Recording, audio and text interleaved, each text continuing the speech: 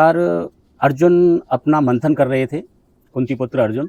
तो मंथन करते करते उनके विचार हुआ कि जो साक्षात द्वारकाधीश हैं, जितना मेरे नज़दीक हैं वो किसी के नहीं। तो बस ये सोचते सोचते उन्हें थोड़ा सा अहंकार हो गया और उनकी अहंकार प्रवृत्ति को मेरे भगवान गोविंद जान गए।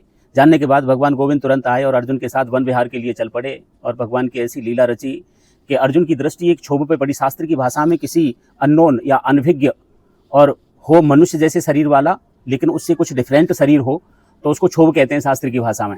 तो एक बहुत बड़े बरगद के पेड़ के नीचे वो सूखे पत्ते खा रहा था, पड़ा पड़ा और निर्वस्त्र था, और एक हाथ में नंगी तलवार थी। अर्जुन ने तुरंत ही बार बार कहा भगवान गोविंद से कि प्रभु इसका ये कौन है। भगवान गोविंद कहते हैं कि अर्जुन ये संसार है, चल हम भ्रमण कर रहे हैं, वन विहार कर रहे हैं, से पड़े रहने दे। बोल नहीं, मेरी हार्दिक इच्छा हो रही है, प्रबल इच्छा हो गई।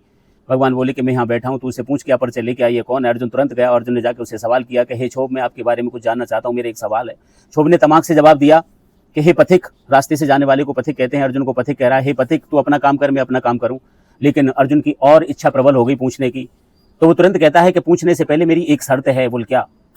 बोल आप बताएंगे मुझे कि आप ये सूखे पत्ते क्यों खा रहे हैं। अर्जुन ने कहा क्षोभ से, वन के मैं सूखे पत्ते इसलिए खा रहा हूँ कि मैं इस संसार में किसी जीव को भी, ये हरे पत्तों से वृक्षों को भी परेशान नहीं करना चाहता। तुरंत अर्जुन ने कहा कि फिर तुम्हारे हाथ में नंगी तलवार क्यों है। जैसे ये कहा कि तुम्हारे हाथ में नंगी तलवार क्यों है, तो तुरंत ही क्षोभ एकदम तमाक से चिल्ला के बोला, बोल बस ये मत पूछ। बोल क्यों। बोल ये नंगी तलवार इसलिए है कि इस संसार में मेरे 3 शत्रु हैं। बोल जो वृक्षों को भी परेशान नहीं करना चाहता उसके 3 शत्रु हैं। वो कौन है वो शत्रु। बन के उन शत्रुओं के बारे में तब बताऊंगा जब तुझे एक शपथ देनी पड़ेगी। बोल क्या।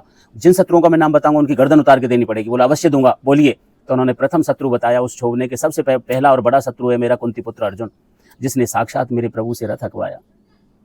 दूसरा शत्रु है, जैसे ही सुना कि सबसे बड़ा शत्रु है मेरा जो शत्रु है वो अर्जुन है, तो अर्जुन का शरीर शिथिल हो गया। दूसरे का नाम लिया, दूसरा शत्रु है मेरा भृगु ऋषि, जिसने मेरे प्रभु की छाती में लात मारी। तीसरा शत्रु है मेरी वो द्रौपदी, जिसने अपना एक झूठा चावल मेरे प्रभु को खिलाया। ये 3 शत्रु हैं। अर्जुन तो अचेत अवस्था में जाने लगा। भगवान गोविंद आए, उन्होंने उसके कंधे पे हाथ रखा, एकदम चकबक हो गए, पैर पकड़ लिए, और वो जो अभिमान का अंकुर था वो नष्ट हो गया कि प्रभु मैं आपका बहुत बड़ा ही मैंने दोष किया है, मैं दोषी हूँ, आपका बहुत बड़ा दोषी हूँ, मुझे दंड मिलना चाहिए। बोल नहीं, तो दोषी नहीं है। तब उन्हें समझाया।